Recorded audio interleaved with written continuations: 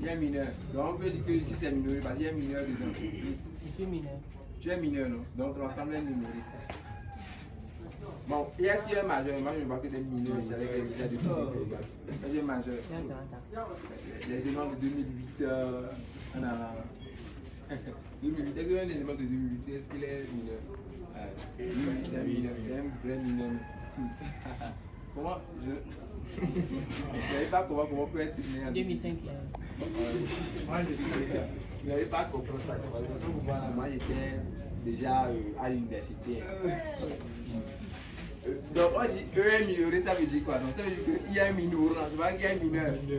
Il y a un minorant. Le minorant, un minorant d'un ensemble, c'est un élément qui est plus petit que les autres. Donc, il a écrit plusieurs assertions. Vous allez me dire en fait qu'est-ce qui est bon. Donc, E est minoré. Ok. J'espère que vous n'avez pas tombé dans le même piège qu'avant. E est minoré. Ok. Il a écrit plusieurs choses. Donc, le premier que j'écris c'est ok. Il existe M élément de R. E est une partie de R, je le rappelle. Une partie non vide de R. Ok. Donc, ça veut dire qu'il existe un élément M dans R, c'est que quel que soit l'élément qu'on prend dans E, ok, is M, M est inférieur à I. Je vais mettre ça par exemple. Ok. Maintenant, deuxième chose, je vais mettre qu'il existe M dans R, c'est que quel que soit I élément de E, M est inférieur, donc I est inférieur à M.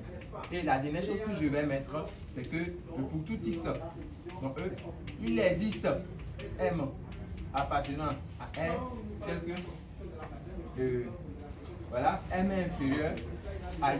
Je vais mettre ça comme ça. Donc dites-moi, parmi les trois adjections, qu'est-ce qui traduit le mieux la notion de minorant?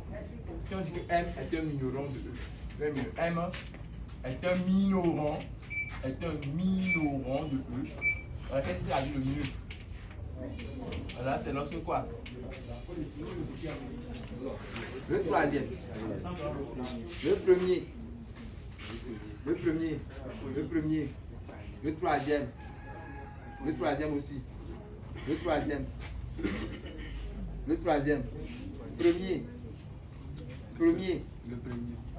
Premier. Pas encore. You don't know. Le premier. Le troisième. Ok, donc le match se passe entre premier et troisième. On va dire que le premier là, c'est le club Real. Ok, troisième, c'est le club Barça. On est d'accord. Donc ça c'est Real. On est d'accord. On va entre Real et Barça là. Qui va gagner? On a gagné hier. On est d'accord. On va qui va gagner tout de suite. On va voir. Laissez le match d'hier. C'est aujourd'hui que ça se passe. Vous voyez, le match même c'est aujourd'hui. Donc entre Real et Barça, on va voir tout de suite qui va gagner. Ok. Autrement dit, comme Cristiano et Messi, qui va gagner. Ok, on a dit qu'un minorant là, c'est un élément qui est comment par rapport aux autres déjà. Il est plus petit que les autres. Donc ici c'est M inférieur à I. Donc M c'est notre minorant inférieur à I. Donc c'est bon, hein. M inférieur à I. Donc a priori c'est bon. Donc que tout se passe derrière. Ou bien, tout se passe derrière. Maintenant, sinon pour minorant, ça veut dire que quand on prend quelqu'un, il y a quelqu'un de plus petit que lui. Genre, est-ce que c'est ça minorant? Ou bien il y a quelqu'un qui est plus petit que tout le monde. Il y a quelqu'un qui est plus petit que tout le monde. Ok. Regardez ce que par exemple Barça dit. Barça dit que quand on prend quelqu'un dans l'ensemble, c'est eux qui sont ensemble. Il dit que quand on prend quelqu'un dans eux, il y a en même temps un M qui est plus petit que ce quelqu'un-là. Un M. Ce M dépend de ce I. Ça veut dire que si je prends un autre Y, c'est pas forcément le même M qui va marcher. Est-ce que vous voyez? C'est un autre M. C'est un autre M. On dit à chaque I son M. Chaque I a son M. Vous comprenez ça? Chaque I son M. Et ça veut dire qu'il y a un minorant. Non. Et chacun a quelqu'un qui est plus petit que lui. Ça ne veut pas dire que c'est minorant. Par contre, Real dit que il y a quelqu'un, quels que soient les autres, pour tout le monde, c'est quelqu'un plus petit que tout le monde. Donc c'est plutôt le 1. Vous avez compris? Real a gagné. Real a gagné. Ah, bienvenue moi là. Bienvenue moi. 3-2.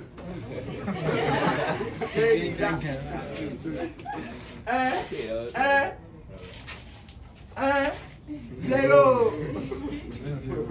Vous avez compris, j'espère. Je vais prendre un exemple d'ensemble qui est minoré. Je vais prendre un exemple. Ou ce n'est pas clair. C'est bon. Je vais prendre un exemple d'ensemble qui est minoré. Ok, vous allez me dire, voilà, si c'est bon. Donc, je vais prendre l'ensemble là. A égale à. Donc,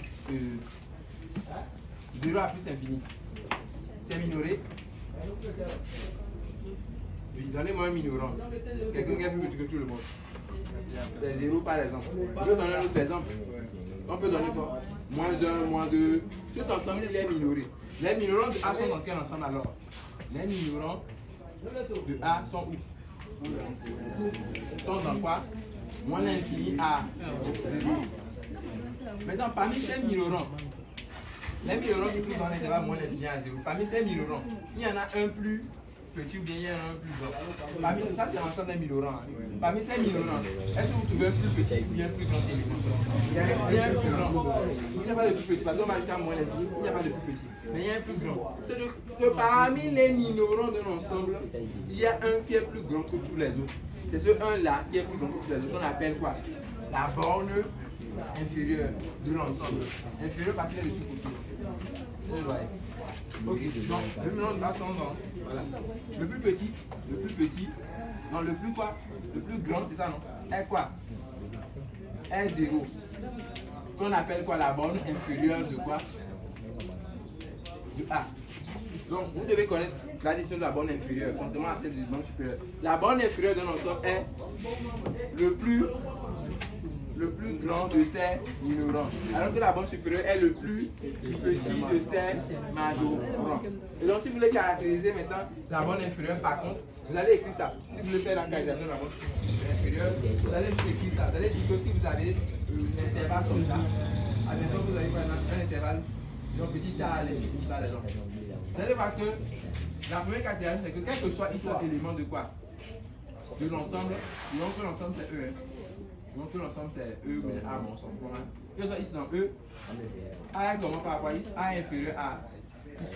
Ensuite, si A est bien la borne supérieure, si vous faites A plus epsilon, vous allez tomber sur un élément de l'ensemble.